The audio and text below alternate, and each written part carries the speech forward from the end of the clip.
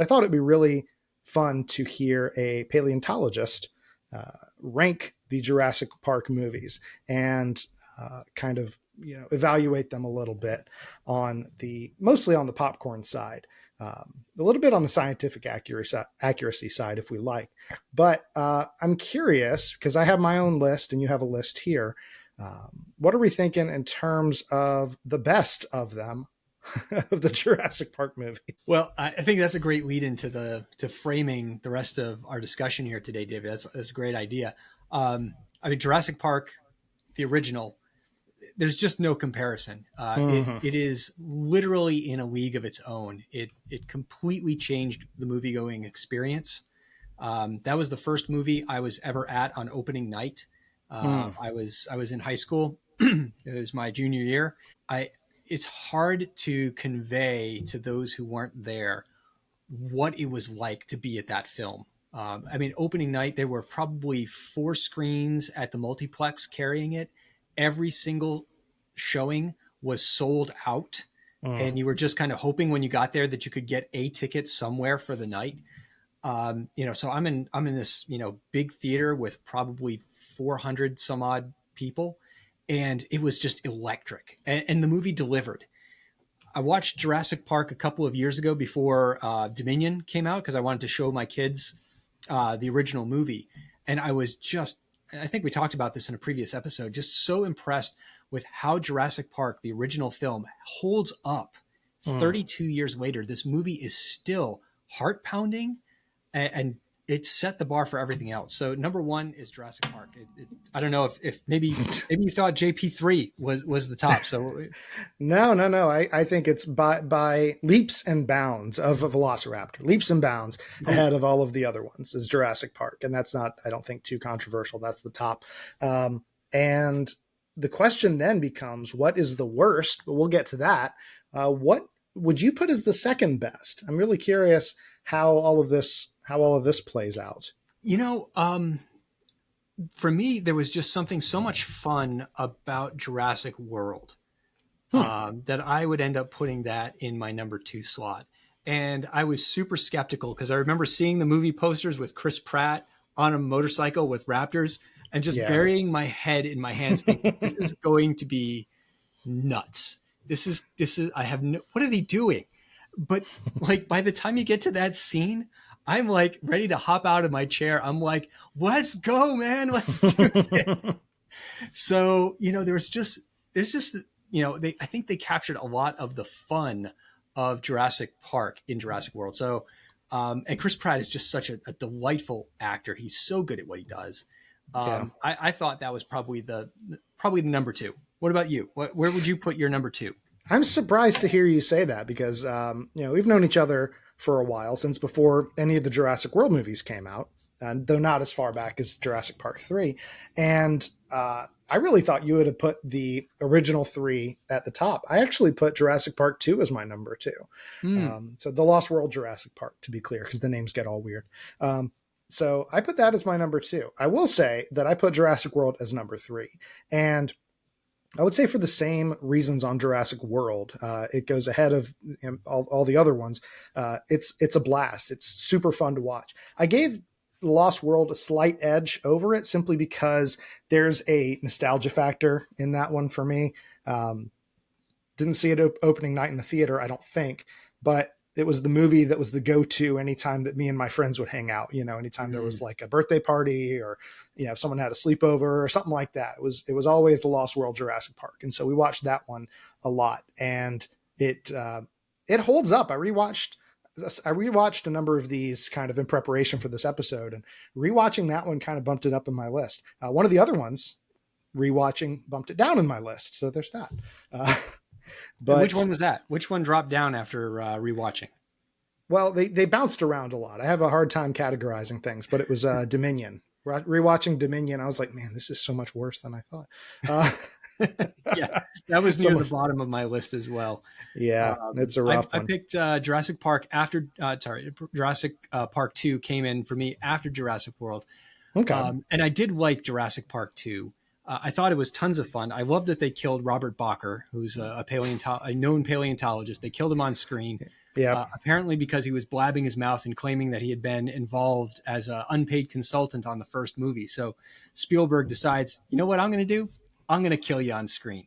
Um, and so like that was great. I They make a thought little that dig at him in the first one too.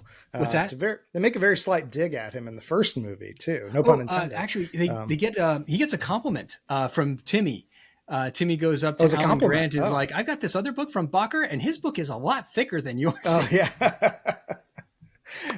And all of There you us go. watching at that time, who are old enough to be like reading one of Robert Bacher, we all have that book. It's the Dinosaur Heresies. It's a absolutely classic treatise on dinosaurs that was published in the mid '80s and was part of the dinosaur renaissance. The whole reason that we think of dinosaurs as active, fast moving, warm blooded, high metabolism types of creatures, or at least, possibly being in that level is because of Bacher and some of his colleagues at the time. And Bacher was illustrating things in just these dramatic poses. And you're like, wow. And, as a kid or as a young student in paleontology, these things were just grab your attention. And Bacher had a lot of good ideas. He had a lot of crazy ideas. But he also, it seemed, had a bit of a mouth and kind of blabbed about what he was responsible for. And, but I did find that Jurassic Park 2 got really silly at the end when you brought the T-Rex into San Francisco. I mean, as Yeah. much as I liked him chasing a bunch of Japanese guys like he's, Gojira, still, I remember thinking like, this is funny, but wow, this is dumb. But I suppose that could be said of a lot of the, after Jurassic Park, most of the movies, you could have some points of saying, this is really funny, and boy, this is really dumb. Yeah. Oh, absolutely. That's the hardest part, I thought, even just in ranking things. I don't usually rank things well because they're all just so distinct. But the trick was, okay, there's stuff I love in every one of these movies, and there's stuff I hate in almost every one of these movies, just because it's so poorly written. It's so weird. It makes no sense, or they just missed an opportunity or something. And so the question was kind of like tipping the scales. At what point does this outweigh that? But yeah, so it sounds like we're on the same page. Jurassic Park 2 and Jurassic World are kind of flip flop there for us. And then where would you put after The Lost World?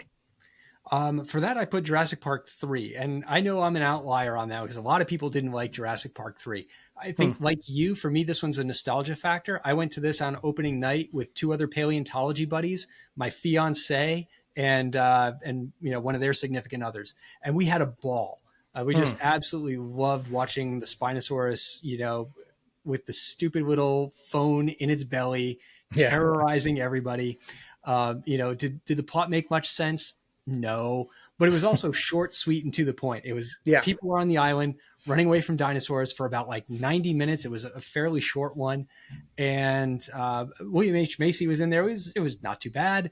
It was okay. And that was the first time that pterosaurs showed up, which was Yeah. actually pretty cool. And I thought the Spinosaurus T-Rex battle in that one was really impressive. I mean, it really was like, there's a new big bad guy in town and it's a Spinosaurus, and he just lays waste eventually to the T-Rex. I thought that was shocking and fun. Don't think about the movie too long at all. Yeah. But after that, I think sadly that puts Jurassic Park, Jurassic World, Jurassic Park 2, Jurassic Park 3 in the top 4 slots. And you know what ends up happening for the last 3? They're all Jurassic World versions, right? Yeah. I've got Fallen Kingdom, Dominion, and Rebirth in that order for my bottom of the barrel there. Fallen Kingdom, I loved the first half of it. I thought it was really fun, trying to get off of the island, which is being destroyed. The scene with the death of the Brachiosaurus is That was heartbreaking. it Yeah. really. I mean, there was a lot that was really evocative in that. And then by the time you come off and you're at the the mansion, now it's auctioning off dinosaurs to third world dictators or something. Like that doesn't Yeah. evil corporations. I hate to say it, I run a corporation now. Cornerstone is technically a corporation. Apparently, we're willing to kill the world in order to get our stuff bought by nobody who's left. I don't know. Dominion was a disaster. They just really forced their way with two. I wish that they would have spent their money on one plot that worked rather than Yeah. two that just couldn't get their act together. the biotech companies with hordes of mutant locusts. It was sad. That said, the dinosaurs in Dominion were incredible. They Yeah. were the best of the entire series, and a Yeah. lot of cool stuff they brought in. The Therizinosaur with all this downy Mm-hmm. fluff that had cataracts and was blind. Like, it was a scary animal because I mean, you and I Mm-hmm. were both paleontologists. You said we're bringing a paleontologist. No, popcorn theology folks out there. David and I are the Highlander uh, of paleontology. Same clan, different vintage, because we both got our master's degree from the same place in This paleo. is true. So good old South Dakota School of Mines, the Hard Rockers. Go Hard Rockers. The Yeah. Hard Rockers. Um, uh, so yeah, Fallen Dominion just it visually had so much going for it, but it was also just ridiculous. mm, And then we have what we're here to talk about today is Rebirth. And whew, I was really hoping for a little notch up after Dominion, and just didn't get it. In fact, I thought it was mm, worse. What about you? We're down to yeah. the bottom three. What are you ranking things? Yeah, I would say same for the bottom three. Yeah, Jurassic Park 3, rewatched it recently and I was like, this is pretty good. Like, this is okay. It was straightforward. It didn't fall into a lot of the tropes that the other ones have, which is nice. There was not really a super clear bad guy. It was just kind of man versus nature. I mean, essentially is what that one came down to. And that was a little bit refreshing given Yeah. the formula that we'll talk about more in a moment with these other movies. But I did think it was funny because we put these bottom three in a slightly different order. Hmm. For all the reasons you just mentioned, I put Jurassic World Dominion at the top of those three. And it pained me to do that because you're right. The plot stinks. Like the subplot with Tim Cook as just weird bumbling bad guy, like awful. Dodgson, really? The Dodgson that we see in the first Jurassic Park? Anyway, so yeah, that was horrible. Just so bad. Monsanto's the bad guy, basically, is what it came down to. But Like, Monsanto's not even a company and hasn't been a company for like a long time. They got bought out. It hasn't. It got bought out, and when it was a company, it was roughly on the scale of Whole Foods in terms of the net worth of the company. Ooh. It was not enough to buy dinosaurs, right? Like none of that. But the things I loved about Dominion, I loved the whole sequence. I think it was in Malta with like the underground trading and they're chasing the dinosaurs through the streets. I was like, okay, this whole sequence could be a movie, and I would watch the heck out of that movie. And you're right. All the stuff, all the portrayals of all the dinosaurs was excellent. The opening sequence, even the ending scene where it's showing them kind of interacting, just like elephants going across the Serengeti, and then there's a triceratops among them. I'm like, this is golden.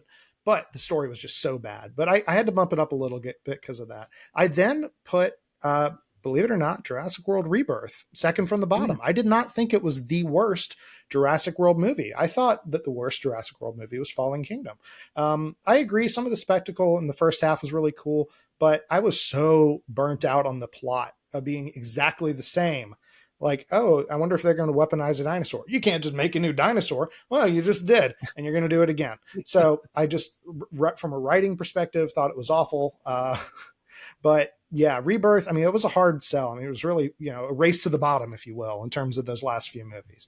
But it's funny because I noticed that your lineup is actually remarkably similar to the IMDb ratings. It's a site called Rating Graph where they'll take the IMDb ratings and they have them ranked from top to bottom as Jurassic Park, Jurassic World, The Lost World Jurassic Park, and then, believe it or not, Fallen Kingdom gets us. Oh, actually, yeah, these people are weird. They put Rebirth, then Fallen Kingdom, then JP3, then Dominion. At least they give got it Dominion some time near the for bottom. a few more reviews to come out, maybe. Yeah, it's a little soon to tell. Exactly. But yeah, that is interesting. Yeah, Jurassic Park 3 got killed at the box office by the reviewers at the time. They really thought it was just sad retread. And I think they missed the fun of it, like you said. So yeah, that's interesting. Yeah, it's a neat tool actually from IMDb too. Yeah, it's pretty slick. I did also check. I will say you're much, much, much closer to the critic ratings on Rotten Tomatoes. The way you've ranked them is the only difference is that they, for some reason, Jurassic World Rebirth is in fourth place on that one, right after Lost World, Jurassic Park. Aside from that, your ratings are in the same Hmm. order as the critics, and so it seems like you're a little closer to the critical side than the public ratings that are on IMDb. So anyway, data nerding over on that one. I will agree though that these movies all have something fun about them, something good about them. And I think maybe the most frustrating part is that the parts that they screw up are the easy parts. Hmm. They can't get a story, they can't get compelling characters right consistently. But what they can get right is the stuff that costs hundreds of millions of dollars, right? Like all the spectacle, all of that stuff, they're generally crushing it. And so it's just frustrating that the stuff that's easy gets messed up. We hope you enjoyed this snack-sized taste of popcorn theology. Check out the full episode using the link in the description. Subscribe on YouTube for more content. Follow and interact on social media to share with others. And remember, you are not a mindless consumer.